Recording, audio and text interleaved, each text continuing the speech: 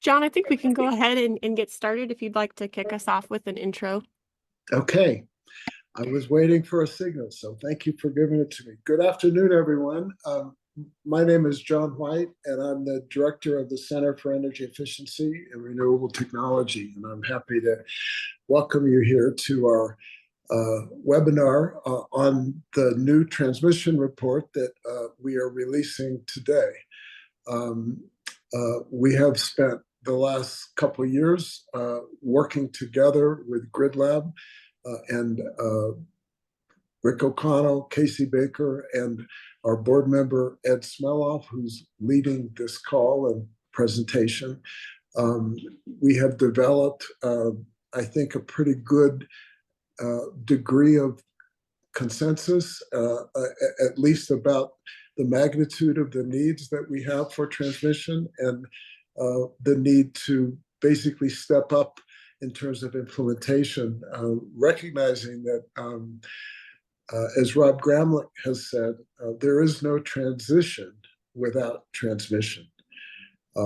So we're grateful to the Central Valley Air Quality Coalition, the Sierra Club, the Large Scale Solar Association, and the Valley Leap Institute for joining us, because we want to make clear that part of this process is going to necessarily involve expanded community benefits to the communities where these projects are going to need to go. So we're grateful for the partnership that we're developing with our community partners. So with that as the background, I'd like to turn it over to Ed and Casey and let you guys proceed with the presentation. And thanks everybody for joining. And we are recording this if anyone wants a copy afterwards. Thank you, John. And let me add my welcome to all the participants in the webinar. Thank you for joining us. We're going to discuss this afternoon some of the challenges that California faces to integrate the very large amount of energy resources that we need over the next 20 years to both protect future generations from catastrophic climate change and maintaining a reliable grid from now through that period of time. As John said, I'm Ed Smeloff, and I'll be discussing the recently released report together with Casey Baker from Grid Lab, a report we call Transmission in 2024. We will have several respondents to the report. We have Teresa Chang from the Sierra Club, Hillary Herbert, who's going to be representing the Large Scale Solar Association, and Ray Leon, the mayor of Huron and founder of the Latino Equity Advocacy and Policy Institute, will be responding. So let's go to the next slide. So let's start with a look at the need for clean energy generation. It's really hard to overstate the magnitude of the need. The need we have over the next 2 decades is enormous to be able to replace fossil fuel generation, to power an increasingly electrified economy, and to maintain reliability during increasingly stressful conditions that we expect to occur in the future. We need to add between 7,000 and 8,000 megawatts of clean energy resources each year and every year for the next 20 years. I'll repeat that, 7,000 to 8,000 megawatts each and every year. So the slide that is up on your screen shows 3 snapshots of the future. The first column shows the resources that are expected to be online by 2035, in just over 10 years. This is what's called the base case portfolio. It was developed by the Public Utilities Commission, and it's used by the California ISO for planning for transmission expansion. And you can see that the magnitude in each of the technologies that are on that slide are very, very large. The second column shows an alternative set of resources that are also being studied by the ISO, and that's the assumption that we are going to be able, over the next 10 years, to obtain a lot more additional offshore wind, and it can be rapidly scaled up in California. We want to be prepared for that and understand what the consequences of that rapid scale up are. And then the third column in this slide shows where we need to get to by 2045. As everyone knows, SB 100 requires us to get off fossil fuels, have 100% clean energy by 2045. And additionally, we're intending to decarbonize the economy through massive electrification. So that shows the magnitude by 2045. Let's go to the next slide. So meeting these clean energy goals is going to require an enormous amount of additional transmission. We need to have multiple new high voltage, that means 500 kV AC lines, or high voltage direct current transmission lines that flow into California and across the California, as well as upgrading the many medium and lower voltage transmission lines that are needed for reliability. The California Independent System Operator 2 years ago adopted what we would call a very strategic approach to coordinating transmission planning, interconnection queue process, and resource procurement. They call this process focusing on transmission zones and planning for the resources and procurement of the resources by zones. So the CAISO has identified in this year's transmission plan, which is about to be adopted next week or later this week, they identified 26 new projects, so-called policy-driven and reliability-driven projects with a total cost of approximately $6 billion. Notably, and I think this is very important, they prioritize several large projects in disadvantaged regions of the state, including the San Joaquin Valley, the Salinas Valley, and the Stockton French Camp area. These are areas that have been underinvested in transmission in the past, and we're pleased to see that they are now the focus of the ISO, and we expect to see that continue into future planning cycles. So let's go to the next slide. So in this year's plan, a big issue that is being addressed by the California ISO is how do we plan for the opportunity to develop offshore wind, both in the Central Coast as well as the North Coast of California. It is the North Coast of California that's particularly challenging for development because there is not much transmission that comes into the North Coast up here in Humboldt County. Whereas on the Central Coast, because it is the location of major power plants, the transmission issue is less onerous to get power from the ocean onto land and into the grid at the Central Coast. So to deliver power from the North Coast, we're going to need to develop at least two, starting with two 500 kV transmission lines and a brand new substation that would be the landing point for the wind resource that's coming 20 to 30 miles out in the ocean onto land. So developing those resources, those transmission resources, as well as the power plants, is going to be a challenging process. It will be challenging both in terms of permitting and land acquisition. And the process needs to start immediately, but it needs to be done in a way that protects ratepayers from possible stranded costs if the North Coast offshore wind is delayed or deferred. So we are encouraging the CAISO to go ahead and proceed with adopting its plan that identifies those projects and to begin a competitive solicitation process to select the developers to those projects, but there be appropriate off-ramps before the more than $4 billion plus is committed to the development of the projects. Okay, let's move on to the next slide.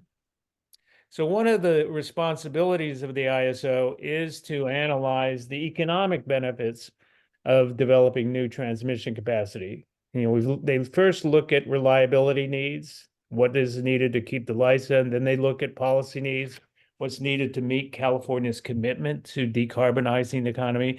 And then they look at the economic needs. Are there transmission projects that can be built that will lower the cost of electricity and provide other benefits for the citizens and ratepayers of California. To do that, the CAISO looks at congestion on the existing power lines and the curtailments that result from that congestions of low-cost clean energy that then is temporarily replaced and redispatched with higher cost and often more polluting resources. So an interesting phenomenon has occurred in the last several years.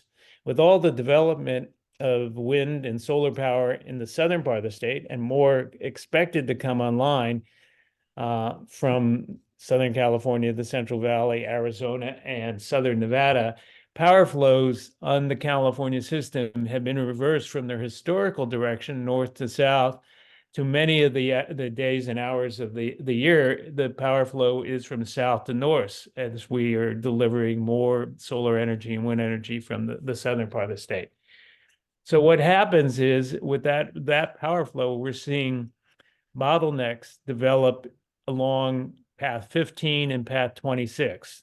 Path 15 is the major lines that go through the Central Valley, and path 26 are the lines that connect the Southern California Edison system with the PG&E system. So let's go to the next slide.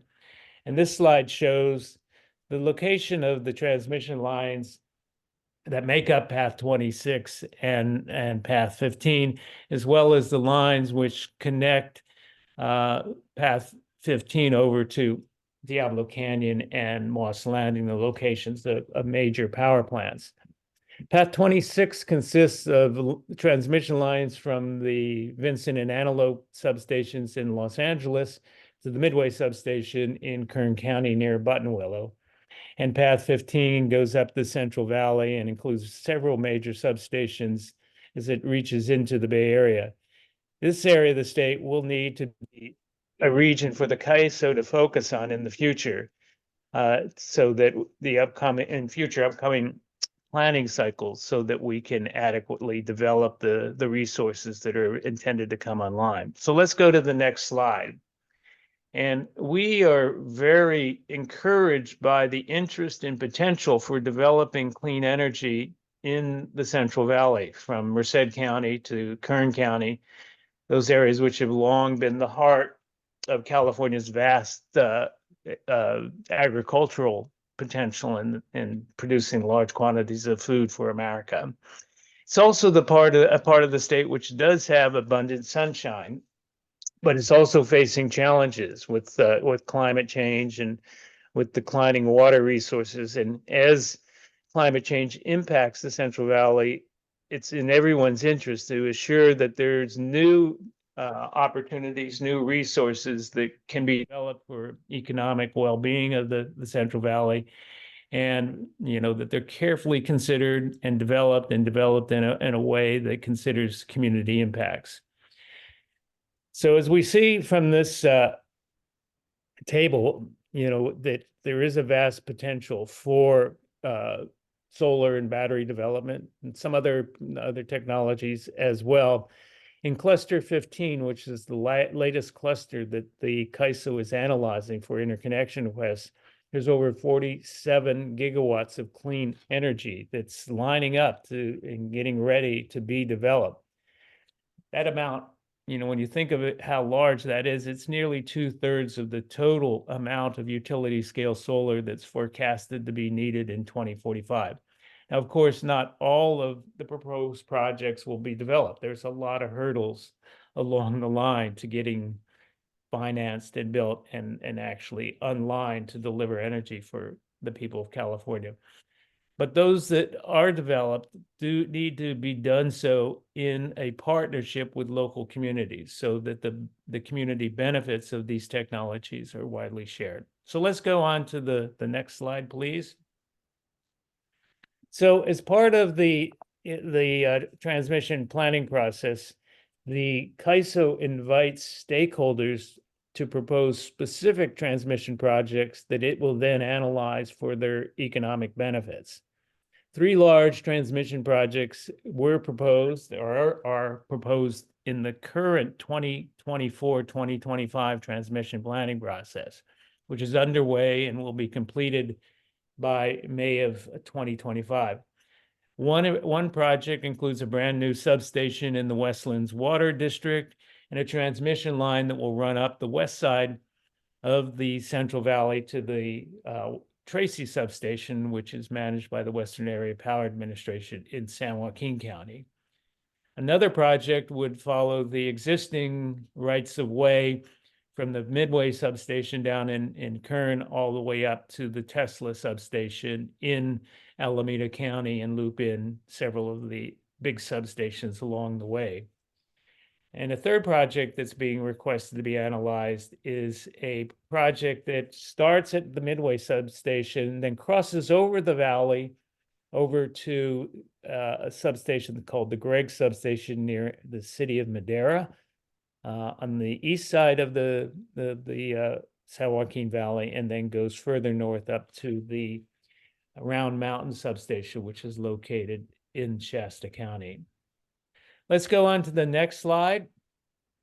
So we need new transmission to enable new generation to get to market. We also need new transmission to be able to reduce our dependence in urban areas on fossil fuel technologies, on gas-fired generation.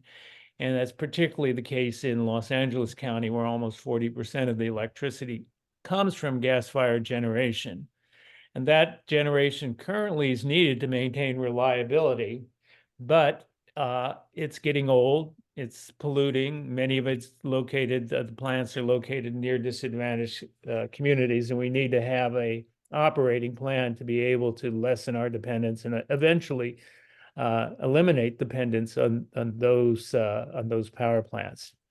So the California Public Utilities Commission, for the very first time, and in compliance with legislation that the legislature passed, provided the CAISO this March with a list of gas-fired power plants across the state that should be modeled as offline to determine what new transmission capacity is needed to assure reliability. And this map shows the locations of those gas-fired power plants in the Los Angeles region that will be modeled offline by the CAISO in this year's transmission planning process. And there are different colored pins. The blue pins are those plants that are being modeled as offline in the base case analysis. And then the yellow and purple pins are plants that are modeled as offline in what's called a high retirement scenario that is also being modeled by the CAISO. And the two black pins represent the two once-through cooling plants that are located in this image that are soon to be offline and retired in 2026 or even earlier if it's determined that they're no longer needed now. So let's go to the next slide. And the next slide shows the locations of major new transmission project lines that have been proposed already and that would enable large quantities of clean energy transmission to be delivered into the Los Angeles area. The southernmost transmission line would deliver power from Western Arizona and Imperial County up to the Serrano substation in Orange County. This transmission path consists of 3 projects. Those were already approved by the CAISO last year and have gone out to bid and are in process for being developed. The other 3 projects on this map are projects that are being studied or proposed to be studied for their economics in the current transmission plan. They include a third high voltage 500 kV line across the desert, the Mojave Desert, over existing rights of way from the Colorado River substation through the other substations in the desert all the way into the Mira Loma substation in San Bernardino County. Another project would use a decommissioned oil pipeline to transmit power from the Midway substation in Kern County into the core of Los Angeles. And lastly, there's been proposed and looked at by the CAISO previously a subsea cable that would connect with the Diablo Canyon substation and then come into the LA basin near the Los Angeles airport. So let's go to the next slide. So there are really 2 big hurdles that are currently slowing down the development of clean energy in California. and the development of the needed transmission projects. The first is the permitting process that is administered by the California Public Utilities Commission. It's a lengthy and cumbersome process and was designed many, many years ago during a different era before there was a California Independent System Operator, and before there were competitive processes for procuring transmission and for controlling the cost of transmission. The CEPUC process, we've come to the conclusion, as participants in their reform, is broken and it needs to be fixed. The good news is that there are many, many parties across the spectrum of interest groups in California that want to fix it, working together to fix it, and are willing to help the PUC reform itself and get transmission back on track. It's a daunting task, but it's one that we have to work on this year and in the future. The other obstacle to clean energy development was and it's sort of a positive, the overwhelming surge of interest of clean energy developers who want to get connected to the grid. The interest was so great that the number of projects that actually put in interconnection requests cannot be realistically studied and has to be pared down to a reasonable amount of projects so that the studies are meaningful and identify where network upgrades need to occur. The good news is that the California ISO is doing a very good job of working together with both interested buyers and sellers of clean power to come up with a fair and balanced process for reforming interconnection. It's taken a little longer than is expected, but it's now reaching a key point where the projects that have been waiting in cluster 15 for a year or so can now be studied and move forward in the study process and then into development. So let's go to the last slide.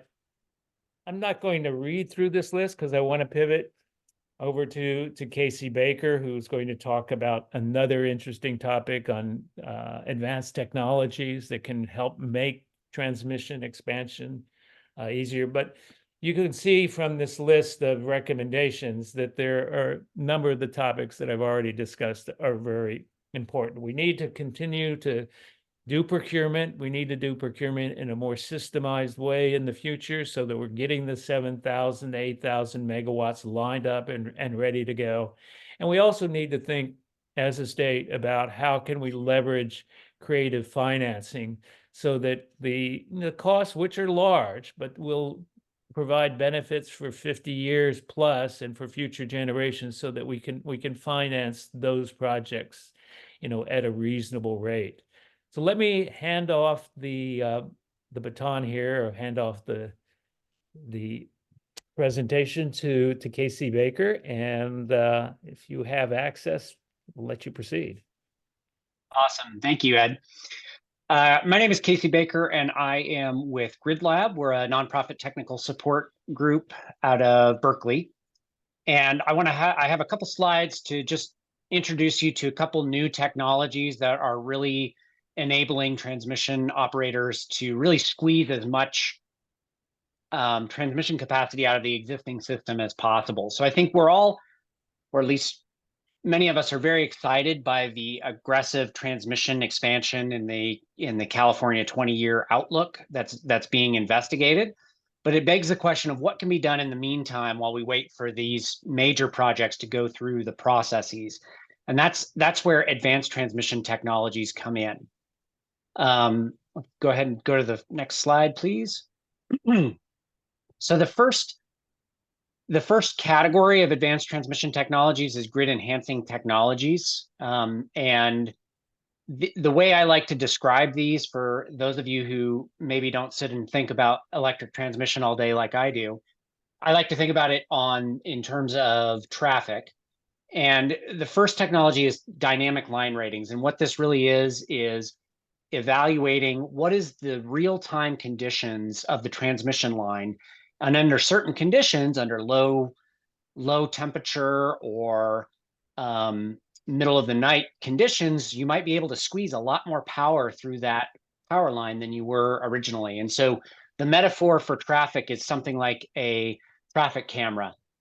constantly monitoring how many vehicles are going through and making adjustments accordingly. So dynamic line ratings are a technology that the CAISO has allowed its transmission participants to submit updated dynamic line ratings through under FERC Order 881.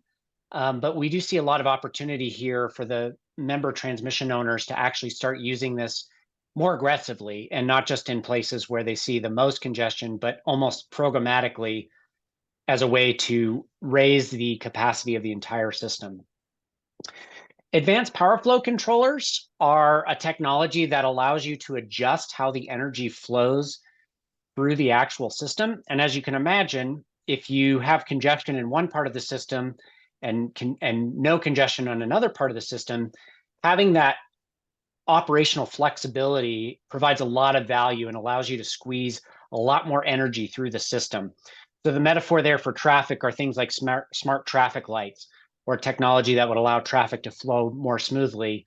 Advanced power flow controllers operate like that on the transmission system. And finally, topology optimization is really, when you look at the network, there's ways where you can adjust which lines are switched in and out, and really optimize that power flow based on which lines are operating and under which conditions of generation. So one way I like to think about it in traffic is, if there's a shortcut available for that energy to get from a power plant in the Central Valley to the LA basin, why not use that shortcut? Even if you can't use it all the time, use it when you can use it. And that's really what topology optimization does. It's a fancy word for operating the system in an optimal way. Go ahead to the next slide, please. So those technologies are ways to really squeeze out 10 to 30% additional capacity out of the system.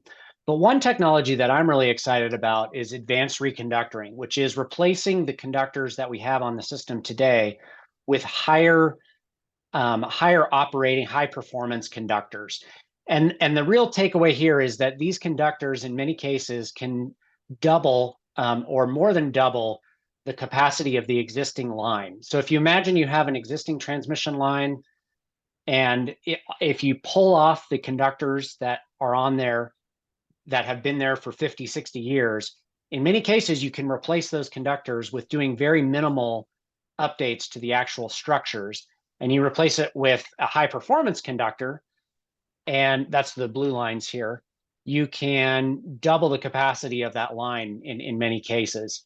A little bit about the physics of why this works. The advanced conductors they squeeze more aluminum into a cross-sectional area compared to ACSR, which was the steel reinforced conductor that's been around for 100 years. And they're able to do this because they use a stronger core that allows it to hold more weight at the same diameter of wire. And they do that either with high performance composite materials or ultra high strength steel, which creates this trapezoidal aluminum structure. But the main takeaway is you're pushing more power through the existing line at a very minimal cost increase. And what we're really encouraged by is that the CAISO is starting to recognize that this technology should be investigated beyond just the niche places where it's been deployed historically. So this technology has been around for about 20 years, but it hasn't been used widely in California. And the reason is it was viewed as sort of a niche technology, but now the CAISO is looking at it more broadly. And in the most recent transmission planning report, it identifies several lines where they are recommending the highest conductor feasible with the existing structure, which is a fancy way of saying that this is a great opportunity for advanced conductors, which can be placed on those existing structures and greatly increase the transmission capacity. There's also several other reconductor projects in the long-term transmission plan that could also be eligible. And CAISO mentions that in their transmission plan, that they're consistently looking at advanced conductors as an opportunity here. So we're very positive on the developments with the CAISO starting to implement this technology. There are certainly barriers to implementing it. But I think as time goes on and the industry gets more comfortable with implementing these technologies, it's just going to really rapidly scale up quickly. Thank you, Casey. That was terrific, very informative, and thanks to Grid Lab for the good work that it has done over the last year, together with Lawrence Berkeley National Lab, in kind of detailing what the opportunities are and the potential for advanced reconductoring. And it's a good sign that the CAISO's listening to you and is already putting it into their transmission plan and considering it. So when we decided to organize this presentation, we were really looking for the reaction and response of our friends and allies in the industry who've been working on this issue alongside us to ensure that there's adequate transmission. So I'd like to start with the Large Scale Solar Association, which has been a long time advocate for clean energy and a very effective advocate. And representing LSA today is Hillary Herbert. Hillary, welcome, and I'll turn it over to you and that gets your reaction to our report and what you're seeing on the horizon for transmission. Great. Yeah. Thank you, Ed, for having us. Really impressive report and really appreciate the work that you and Grid Lab are doing, providing your thoughts in this report and just giving everyone an opportunity to collaborate and share ideas. It's been really, really helpful. So yeah, I wanted to just talk a little bit about what LSA is focused on in terms of transmission expansion and reform. In addition to agreeing with a lot of the points made in the report, we've definitely provided some comments to the CAISO about the need for supporting some of the San Joaquin Valley infrastructure, which has now been it looks like it may be moving forward, and some of the other points you've made in the report. We've also focused on, the resource planning part of the puzzle quite a bit, and just making sure or pushing for, at least for a few years ago, we were really pushing for the CPUC to make sure they were using the highest load forecast that they could. And then, once that sort of got settled, we moved on to focusing on the transition to make sure that those resource plans are robust and that they then lead to the right transmission. And that's a whole process of, they call it bus bar mapping. So we've been very focused on making sure that the right decisions are made about where we think projects are going to be built.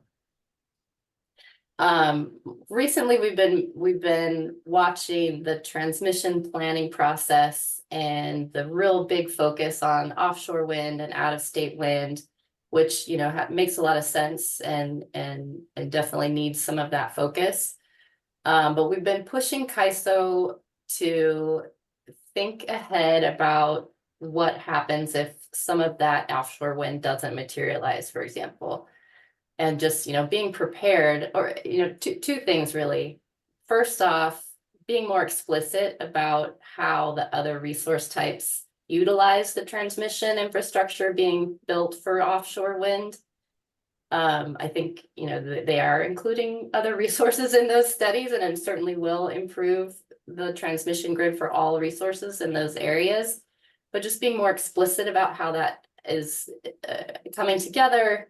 And then really what happens if we don't get the offshore wind that we're all hoping for, and we have to revert back to a high solar and storage model, and just making sure that we have the right transmission that's, the best decision for both of those scenarios. And then we've also been kind of saying, hey, what about some off ramps? Let's just think ahead. Let's just think ahead about what may happen.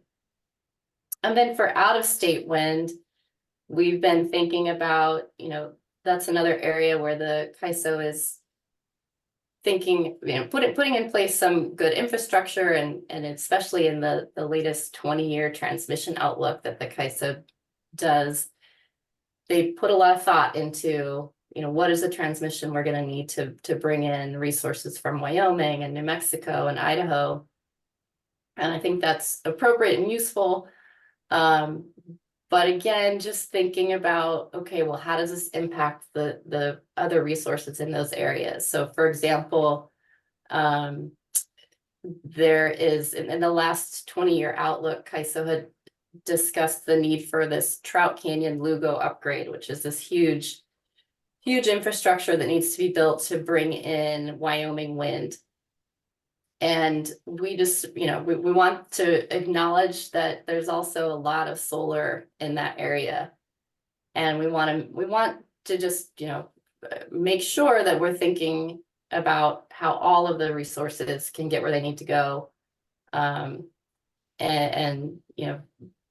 Just, a little more focus on what happens if some of these out-of-state and offshore resources don't come to fruition, or not exactly in the places that we think they will. And then last, we also are, like I think you mentioned, Ed, the need for transmission permitting to get faster and more efficient.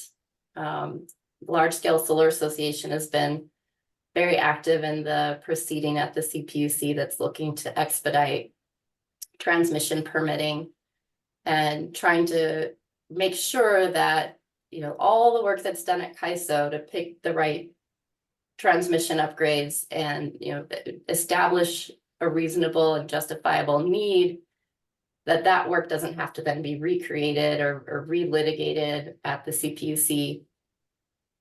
So, I think overall for LSA, we're I guess the final thing I'll mention is, as we look at the interconnection process, which you also mentioned, and we see that the existing grid does not have a lot left in terms of capacity available to new projects. We're starting to think about what is the new era? What is the new, we're about to enter a new era where projects really can't even get studied for interconnection until new upgrades are approved. I don't think we've been in that situation really in a while. And we need to emphasize or again, like put more focus on making sure that we're still going to be able to meet the state's goals. And, can that transmission get approved and then built fast enough for us to achieve our goals? And I don't know, it doesn't seem like that type of analysis is front of mind, really, either at the CPC or at CAISO. So that's one thing we've been thinking about and wanting to try to push for. But I think the efforts that you guys have done here is getting us there, putting us in the right frame of mind. So again, really appreciate your work here. Thank you, Hillary. Really appreciate your comments. And we are all trying to elevate the sense of urgency. I think you're right that not everybody is recognizing that we really need to move fast if we're going to get to where we need to be. And also your points about sort of a least regrets scenario. We need to think about transmission in that way, that we're creating optionality, that even if it's not used for one thing, it can be used for something else and provide value to the state and to ratepayers. So thank you again. And next on the presentations or responses, we're going to have Teresa Cheng from the Sierra Club, and who's been participating in a broad coalition that's been looking at the issue of what do we do in Los Angeles? How to, when we're in a load pocket like LA, how do we get to clean energy? So Teresa, I'll hand it off to you.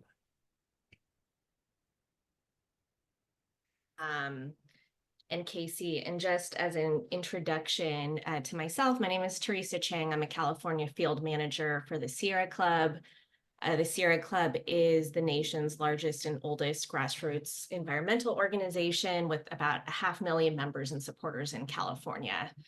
And just really want to appreciate this presentation and this report, which is really so important, especially in how it underscores the importance of focusing on the TPP and how it can facilitate gas retirements in specific regions, and especially the greater LA region.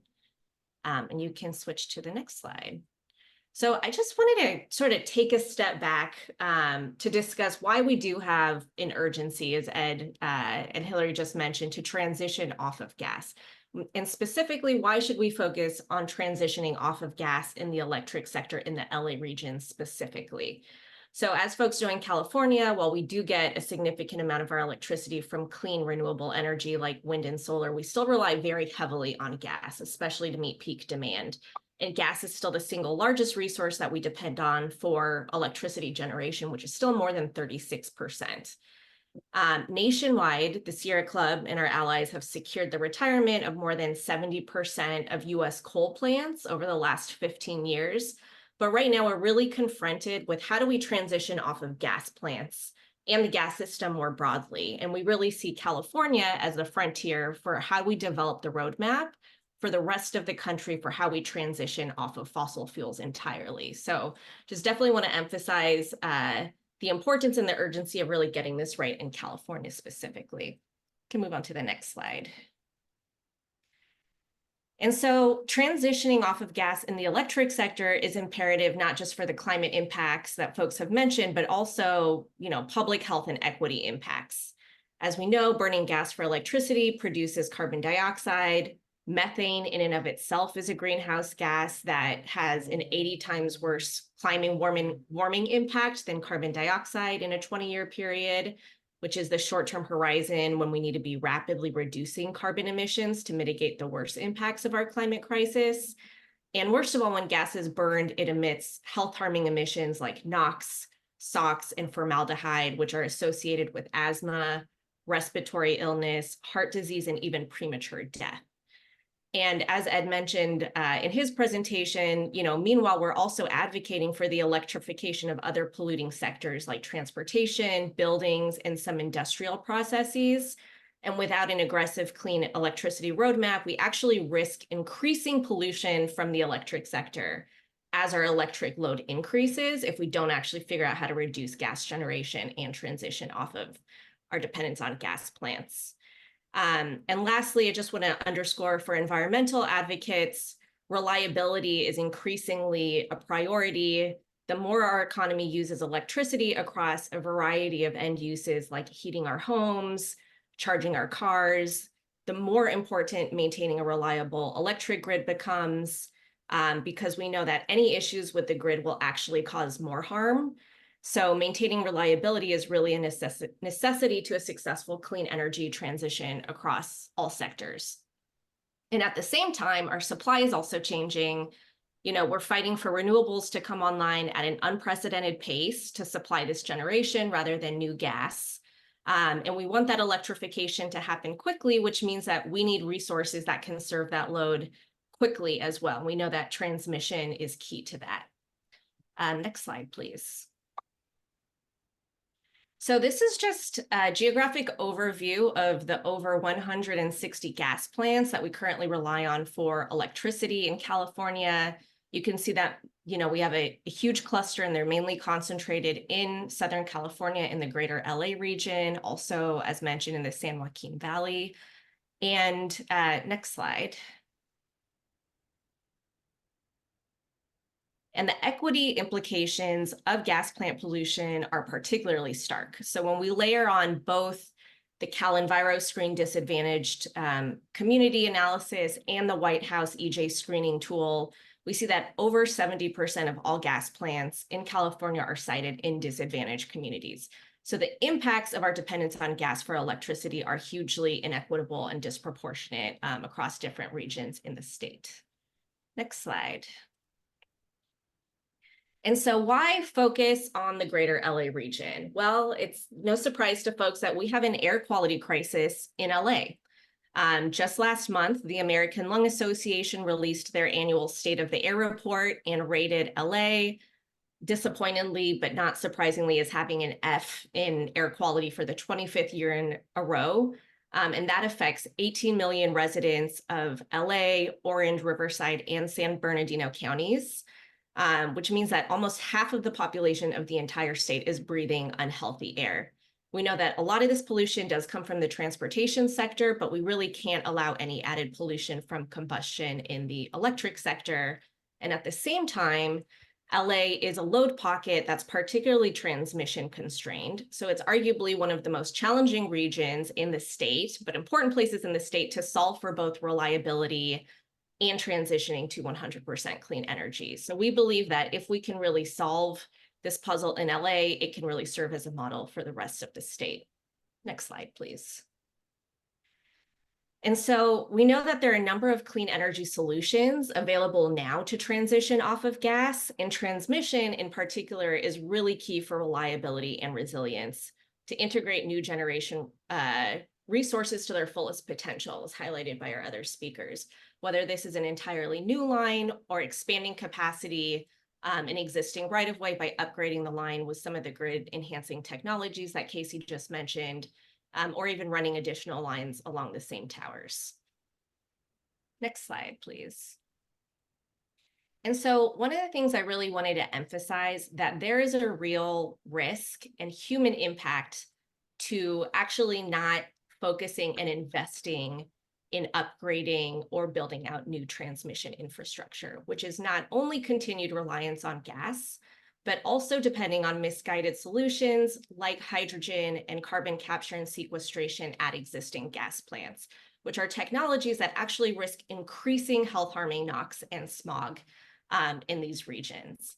So in this slide, you can see the LA Times headline about the Scattergood gas plant, which is owned by the Los Angeles Department of Water and Power, LADWP, which they plan to retrofit to burn a blend of hydrogen and gas.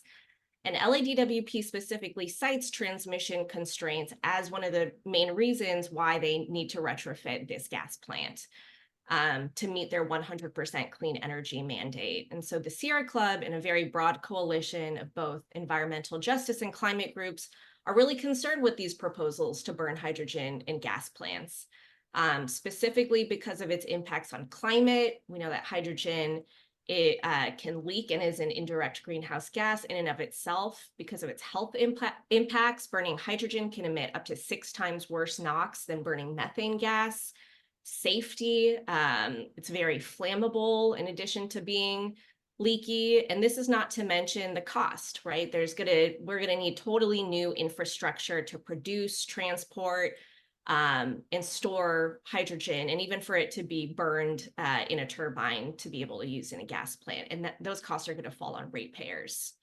And so when DWP a few years ago partnered with the National Renewable Energy Lab, in issuing the LA 100 report to assess how LA could reach its 100% clean energy goals, NREL indicated in its analysis that transmission investments and market purchases could actually greatly reduce or even eliminate the need for combustion resources in the LA basin. And LA faces specific transmission constraints, specifically with respect to both major transmission path restraints on its existing corridors, but also limited in-basin transmission capacity that makes it difficult for them to move and wheel power around inside of the LA basin. And I did want to name that LADWP, to their credit, does have over 30 transmission-related projects currently in motion. But what the CEERT Club has advocated for specifically is one, that the department really focus on upgrading existing lines to higher voltage lines and or building new lines to bring in more low-cost renewable energy, and specifically more diverse resources that are coincident with DWP's net peak load when we would otherwise depend on combustion. So this could look like Idaho or New Mexico wind or the planned Central Coast offshore wind. And 2, transmission investments within the LA basin that will support DWP in moving power from point A to B and enable both the retirement of its gas plants and also facilitate necessary port electrification at the Port of LA. And so to undertake these major transmission investments, DWP, which is its own balancing authority, really needs increased collaboration with CAISO. And then I'll move to my last slide. So I just wanted to close by highlighting a letter that the CEERT Club sent last year along with the California Environmental Justice Alliance. We partnered together in the Regenerate Coalition, we submitted a letter to CAISO urging them to do a few things. One is, we really urged CAISO to look at targeted investments, specifically in environmental justice communities, to facilitate gas plant retirements, which will move us toward our clean energy goals and improve local air quality. And then just like with DWP, in addition to facilitating imports, we also need investments in local transmission infrastructure. We really have to beef up local transmission to get power from point A to B to address local grid constraints, which is not unique to the LA region, but also other regions in the state and specifically EJ communities. And we believe that this is really essential to meeting the mandate of Senate Bill 887, which requires that state agencies substantially reduce no later than 2035 the need to rely on non-preferred resources, or rather gas plants in local capacity areas. So as Ed mentioned earlier in his presentation, we're also very encouraged by the recent PUC decision earlier this year that will require that next year's TPP model the CPUC's high gas retirement sensitivity, which will model about 16 gigawatts of gas capacity to be retired by 2039. And in closing, I just really want to stress that given the fundamental inequity of our electric system, where the majority of polluting electric infrastructure is not only sited in EJ communities, but those same communities ironically sometimes face the worst reliability and the most outages because the lack of adequate infrastructure. Equity really needs to be at the center of our clean energy planning process as we strategize on how to transition to 100% clean energy. And we know that transmission investments and how their plan is really at the center of this. I'll pass it back to you, Ed. Thank you very much, Teresa. And I couldn't agree more that we need to figure out how to get the CAISO and LADWP to work closer together. It's a shared responsibility. They have shared, impacts on the community. So thank you again. And so last, I'm going to turn it over to another of the CEERT board members, our mayor from the Central Valley, Ray Leon, who's also the founder of the Latino Equity Advocacy Policy Institute. So Ray, I'm going to hand it over to you. Thank you, Ed, and welcome everybody. I'm joining you, of course, virtually as we all are, from DC today. I'm not in Huron, which I would prefer to be in Huron all the time, but it's not the case today. My name is Ray Leon, Mayor, City of Huron, and Huron is actually my hometown where my father arrived in 1951. I'm going to provide a less technical perspective, I think, and a perspective that is more taking into account just what has been observed. And I guess I should take off let me see, get the camera going there. All right, I'm in the forest of the hotel. And so more of a ground perspective, of course, we all know the disproportionate impacts that have been experienced in a lot of our communities in the San Joaquin Valley, environmental justice communities, of which Huron is one of them. And it's not just in terms of the air quality, as it's our air basin has some of the worst air quality in the nation, but also in terms of economy. There was a American Human Development Report that was published a few years back, which identified our region on the west side as essentially at the bottom of the barrel in terms of economy, environment, health, and education. And so, it's kind of exciting learning of, while we've known of the need, but of learning that it's the investment to actually advance the infrastructure for transmission in the San Joaquin Valley is coming up. Maybe faster than what we assumed, maybe not. But the fact is that it's going to be a huge investment with a lot of money. And I'm hoping that it'll have a definitely positive and a huge impact on our communities on the west side. Huron, we all know the valley is agricultural.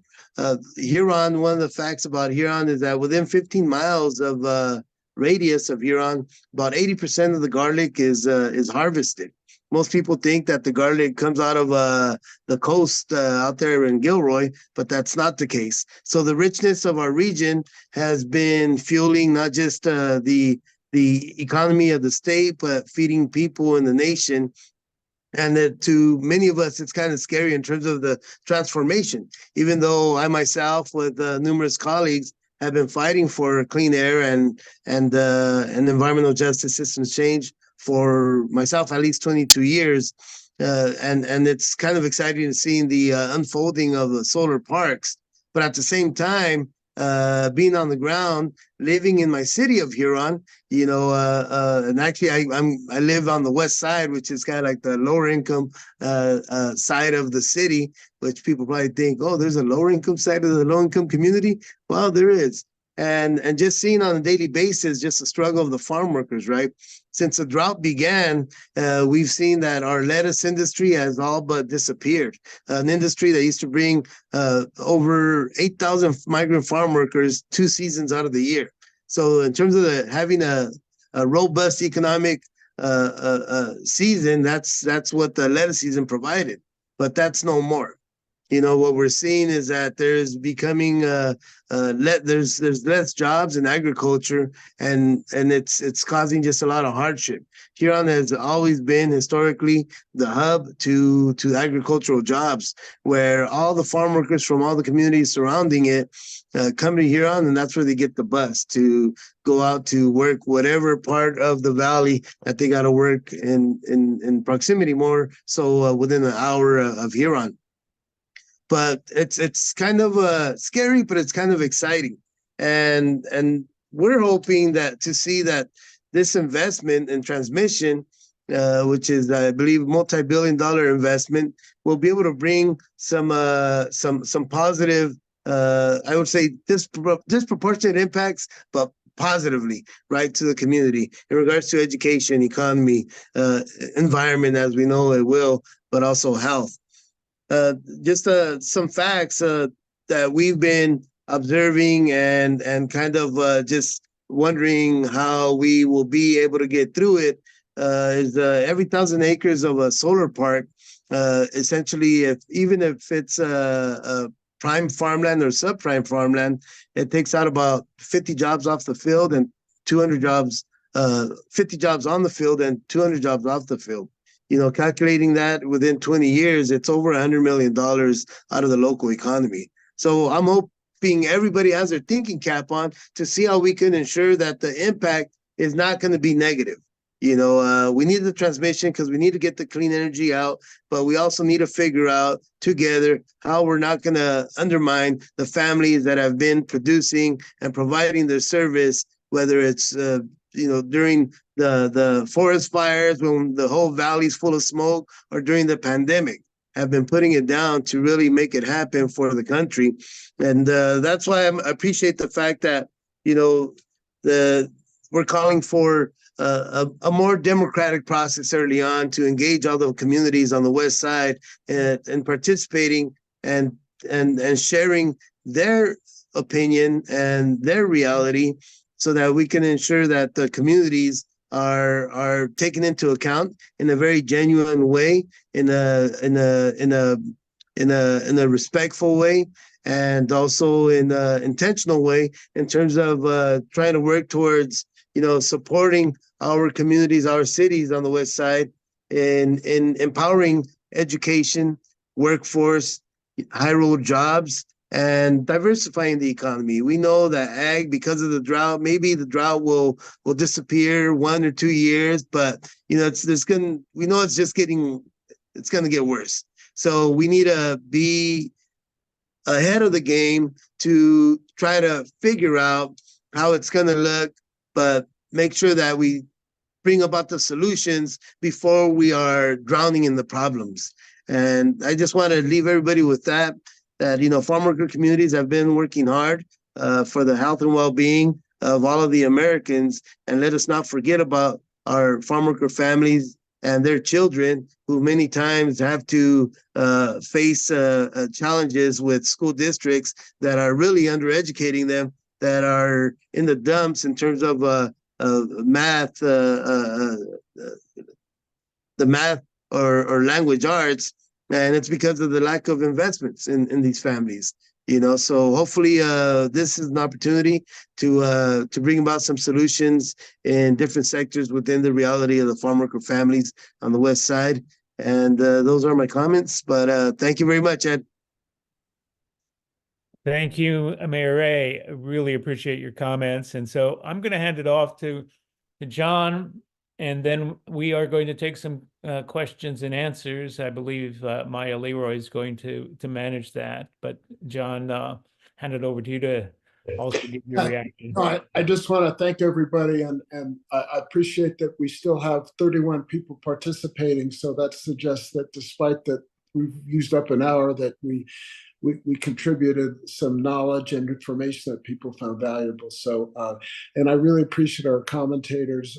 I thought Teresa Cheng did a terrific job of describing the urgency of transmission for LA, both internal in the LA basin as well as imports. It's a very, very important challenge, and one that I think is important to highlight. So I'm grateful for that, and also appreciate hearing from Ray about the challenges and the need to balance the economic development opportunities with clean energy with the preservation of the existing farm worker jobs to the extent that we can. And then Hillary's point about the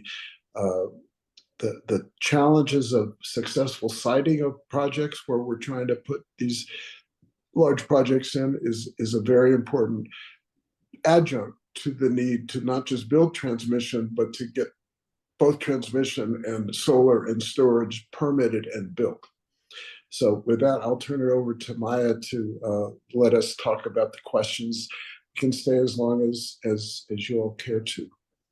Yeah, thank you, everybody.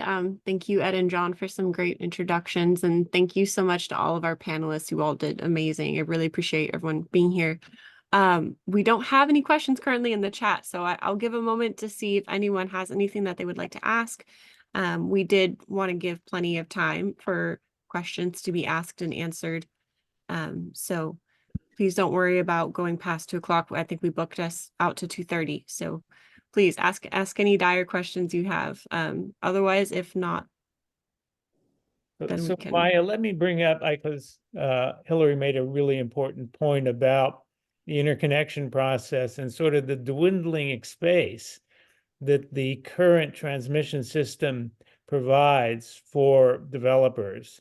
They're having to squeeze projects into less and less capacity that's on the line. And so we have this sort of chicken and egg problem with the transmission system, where we want the load serving entities, the CCAs and others, to go out and do procurement and say, these are the projects we want to build and we want to have long term for our customers. And on the other hand, developers want to know what their costs are, and they can't fully know what their costs are until they know what the cost of the network upgrades are in different parts of the state. So we're trying to thread that needle in a way where we keep the momentum going. And I have to really commend Danielle Mills and the staff over at the ISO. It's a challenging process, and it has to be done together with the communities and stakeholders. So, you know, I know there's some frustration out there with that, and Hillary, you could maybe illuminate a little more, but I think it is important that we move down the road and keep that process going so that procurement can take place, because until you actually have a buyer for the power, you can't finance it, and we're not going to get these things going. So it's a challenge, and we have to work together on it. Yeah, there's a lot of frustration about the interconnection process right now, for sure, despite, I think, Herculean efforts to resolve a really tricky problem. But yeah, fundamentally, it comes down to how do we make sure the most viable projects are the ones that go through our long processes. It just takes a long time to get these projects from, PPA all the way through commercial operations. And how do you pick the ones that you want to go through that process and put all that effort into? Up until now, it's really been kind of on CAISO to give the projects an idea of how much it's going to cost them to get interconnected to the grid and how likely it is that they'll get deliverability and have a viable project. That's all been on CAISO's shoulders, really. And now it's not. CAISO's saying, well, we're all done with that role. It's ended up in a huge bottleneck for us, and now we want the buyers to tell us which projects should even be studied. So it's a huge shift, and I don't think anybody quite knows how it will impact kind of the flow of projects that ultimately get built. But I think, like would be really helpful is if we had a criteria that everyone was familiar with, which is, are we going to reach our goals? and I don't see that criteria being considered in this in a lot of our processes right now, at least in the way that that makes sense to me. A part of the hole that we're in is we don't have enough transmission. If we had more transmission that was planned 10 years ago, then we wouldn't be in the squeeze now on the limited amount of space and capacity. So, but we are where we are, and so we need to really move ahead fast. And I guess what is frustrating, but it is that the CPUC, talks that they understand this, but they aren't taking the requisite actions to get these projects moving along faster. They're in some ways even thinking about adding additional process on top of process so that things could end up slowing down. So Yes, I could give a little update on that. As it happens, the staff has just released a proposal this week under GD 131 that purports to propose a new transmission planning process that will be supposedly responsive to the joint settlement agreement. It's 190 pages, and I'm at a conference in Colorado with Western Public Utilities Commissioners, and there's people from California here, and the general response from both Edison and Americans for Clean Power and others is this is not helping a lot. And there are PUC commissioners here. It's not my nature to pester them in a public space, but I am going to try to meet with Lawan Tafay and see if we can figure something out, because I think what we have here, to go back to the point you were making, Ed, is that we need more transmission than we have ever needed, and we have never had this many projects that needed to be approved and cited and permitted. And if we do it the same way as we have been doing it, we're not going to get it done, and we're going to end up burning more gas and other things and spending a lot more money. So this is an urgent challenge, and I don't want to be adversarial necessarily, but I think the legislature is going to have to give the PUC some direction on this, and there are some bills that we are working on is important. So we don't give up, but we got our hands full. Ed, we do have a couple more questions in the chat. The first one coming from Mary Beth Benton asking if we need to do more to either create or address current incentives to maximize the potential for grid enhancing technologies. So Maya, I'll let you and Casey handle that, since you are the two that are really working on a legislative strategy to elevate those technologies. Casey, I'll let you start, and then I'll maybe introduce some of the legislation on that. Perfect. Great question. When we set out to study grid enhancing technologies and advanced conductors, this was a big question we asked: was, if it's so great, why isn't it being done? And I'm struck by a line in the CAISO's 10-year TPP, which says the ISO typically considers advanced conductors and gets as planning tools, providing an alternative to other capital expenditures. And what that says to me is that there's really a cultural barrier here, where these tools are seen as cost-saving alternatives to projects that are already being proposed. when researchers at UC Berkeley looked in specifically at advanced conductors, and the same is true at GETS, the value really comes when you approach this from a programmatic way, where you're lifting the capacity of the entire system, as opposed to just looking at one specific project and saying, okay, this is where we could use a lot of advanced conductors. And so I think certainly there's an incentive problem where, you know, utilities are incentivized to deploy as much capital as they can, and GETS and advanced conductors are certainly lower cost. But I think in some cases, and I won't name names, you know, capital expenditure doesn't seem to be a limiting factor at this point. They've got bigger problems, and I think what is specifically in California, what needs more attention is a cultural shift to say, you know what, these tools need to be the first option we look at in all cases, as opposed to a cost-saving alternative that we look at in the minority of cases, because you see this sort of systemic benefit when you start requiring. Let's imagine for a moment dynamic line ratings across the entire state. That'd probably be the lowest cost solution. That's going to unlock transmission capacity in a much broader sense than just saying, oh, you know, this one specific transmission line, we should add dynamic line ratings. So a little bit of a hand wavy answer for you, but I hopefully that provides some context, and then I'll hand it to Maya to get into the nitty gritty legislative. If I can add, there's also software applications that don't require the installation of equipment. One of the people I met at this conference is they're using artificial intelligence to manage the line with software variations without any equipment at all. But also, I will say the federal government has a very significant commitment to these technologies. The Department of Energy has funds available for projects like this, but I very much agree, Casey, with your point. These are not either or; these are both and. Yeah, thank you both for that. I will say too, there are a couple legislative efforts that we're supporting right now through a separate coalition by the name Unlock the Grid. And if anyone is interested in joining that coalition, please reach out to me. We'd love to have you. We meet every week. But the two bills that we're supporting are SB 1006, which would require the utilities to look at where in their system they can use these technologies and to create an implementation timeline plan to actually use them.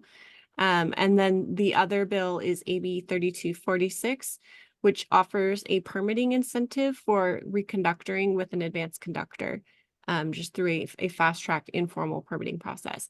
And so I think right now the utilities don't have a very strong incentive to go out and use these technologies. They need a little bit of a push to do it because, you know, as Casey said, it's something that really has to be done at the large scale.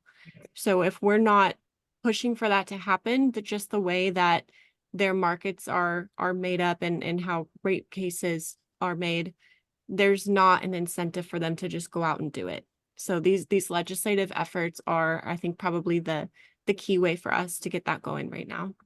I might also just flag there's AB 2779, which is currently a spot bill, but has the intention of eventually doing something with GETS also. And then one more question we have here from Ian Kearney. Hearing Teresa Cheng mention the importance of the high gas retirement sensitivity study at CAISO will conduct in the 24-25 TPP, and also tying in points Hillary made alluding to the need to approve least regrets transmission. Does anyone have ideas for how we can elevate the high gas retirement sensitivity study and urge CAISO to act on it more aggressively for transmission approval? Sensitivity studies don't always lead to upgrades. At best, right sizing. It would help to start proactively supporting the sensitivity and to consider how we can use this information to inform the next base case. So let me take a stab at that question. Thank you for the question, Ian. I think it's a really important one. So the CAISO conducts economic analyses of new transmission projects, and it considers a number of factors determining whether they cross over the cost-benefit equation to being sort of positive. The one thing they have not done, and they recognize it as an inadequacy, and in a bit they said it's partly the PUC's responsibility, is when we look at new transmission, we're looking at reduced congestion, we're looking at reduced curtailment, but we're not looking at, and we're looking perhaps at, improved resource adequacy, but we're not looking at the retirement and the value and the social benefits and the environmental benefits of retiring gas plants. And that needs to be factored into the economic analysis. It's not that it's new, it's not being done. And in part, it's not being done because the PUC, which is the policymaker in this case, is not saying it should be done. If they said that to the commission, to the CAISO, they would do that in their production cost modeling and economic analysis. So that's sort of one answer.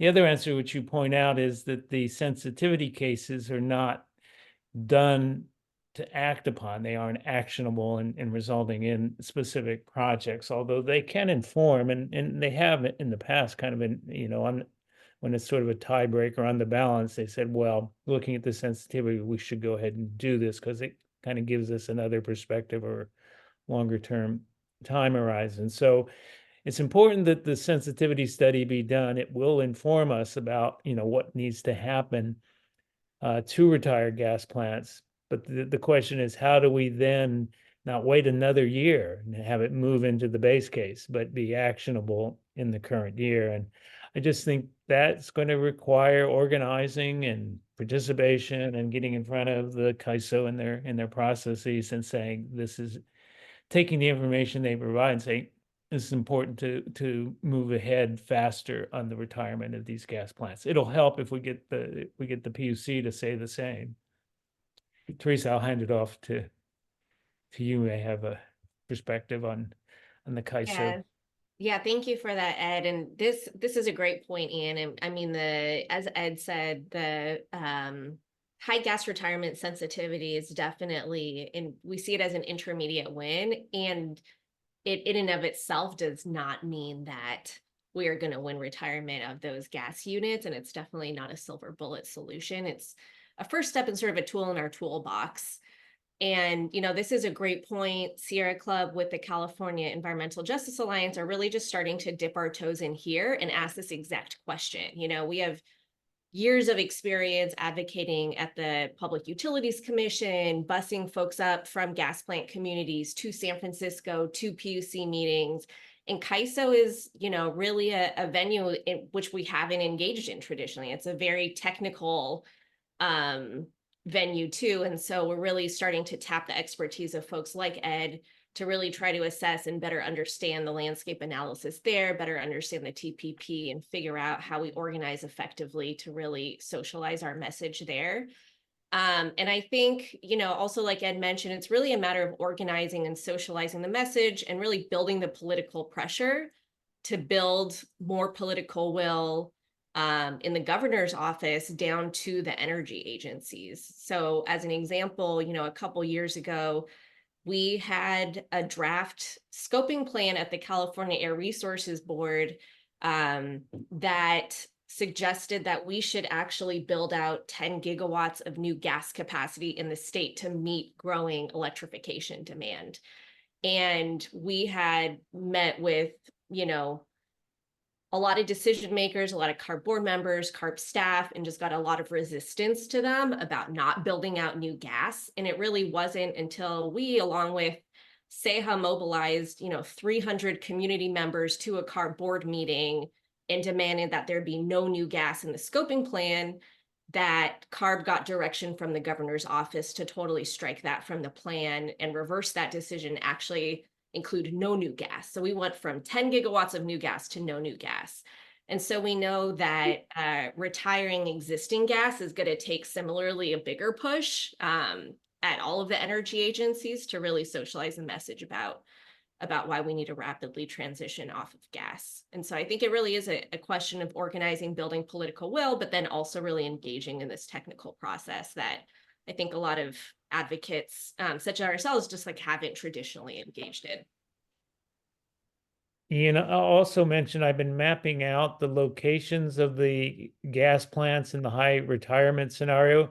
I guess I was surprised, maybe shouldn't have been surprised, that a lot of them are in the San Joaquin Valley. A lot of them are in the oil patch. There's a lot of cogeneration. down, in the area where they have enhanced oil recovery. And so a lot of those plants, are selected for retirement and certainly could be helped in the retirement. It may be easier in the Central Valley to site large scale battery power plants that would enable the earlier retirement of those facilities. So it's something we need to take a look at, and I'm going to share the mapping, more broadly over the next month or so people can have an understanding of where those gas plants are in the Central Valley.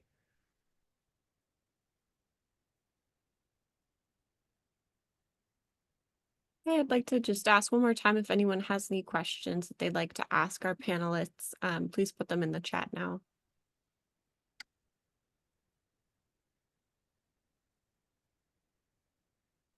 So this is a big week at the CAISO. They have their Board of Governors meeting coming up on the 22nd and the 23rd, where there's a number of things,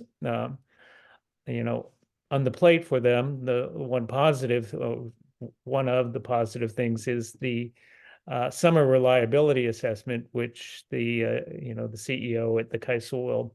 So we're in a lot better shape this summer than we were in the past couple summers, largely because of the amount of battery and solar that has come online in the last year. So it looks like we're in really strong shape to have more reliability and bigger reserve margin than had been expected, and certainly not thought possible a couple years ago. The other thing, though, that will be on the agenda is the transmission plan, the 23-24 transmission plan. And I think it is important, to highlight a couple of things we said. One is that when you think about the lower voltage, like in Huron, there is going to be, proposed a new transformer at the Gate substation, which should really improve service in Huron and increase capacity and ability to accommodate more load in the area. That CAISO needs to continue to do that. But also the issue that we mentioned about the no regrets, how do we think about the offshore wind and do it in a way that's responsible, advances what, the policy of the state is, but also recognizes that there's a lot of uncertainties associated and a lot of things have to come together simultaneously for offshore wind. And that if it doesn't happen, we can't lose momentum. We still have to do the renewables that we need and do them elsewhere. So it's an opportunity for us to communicate that to the CAISO at their Board of Governors meeting coming up. All right, real fast, I would just like to offer Mr. Mayor Ray Leon. He's making some good points here in chat. Do you want to go ahead and plug those for everybody? And then I'll pass it back to Ed and Vijan to close this out. Sure. I think I was mentioning a bunch of things earlier, but without saying the umbrella phrase of community benefit agreements. And I was just mentioning some of the ones that I think would be really effective for the communities. I mentioned the solar microgrid with battery storage, something that we've been talking about with Ed and Vijan and some other folks, because PG&E is just making the prices really high, and farm worker families are really hurting. Fortunately, we're able to get a guaranteed income project, but it's only for 100 families in Huron, and it's only in Huron. So folks are sometimes going hungry because they got to pay their utility.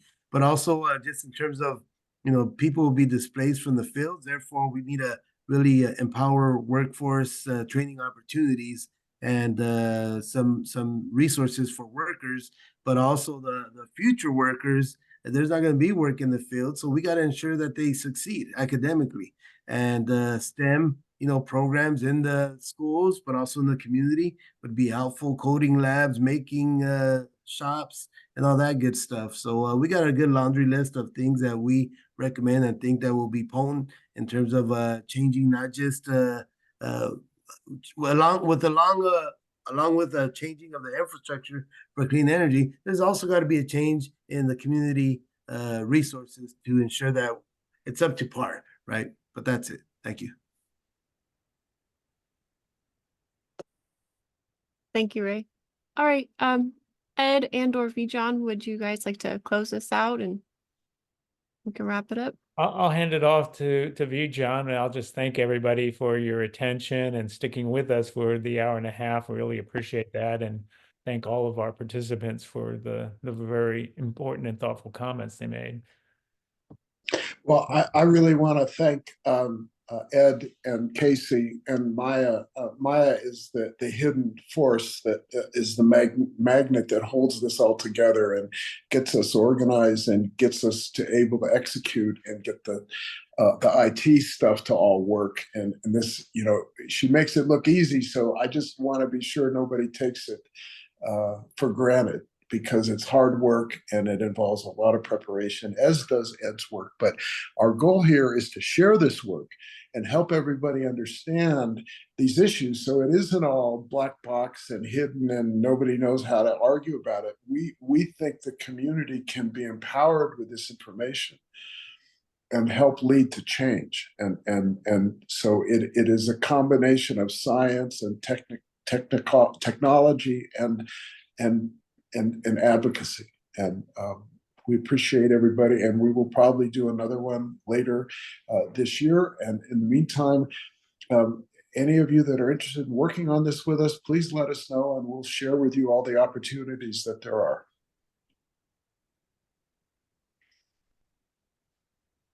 So thanks, everybody, and have a nice evening. Bye-bye.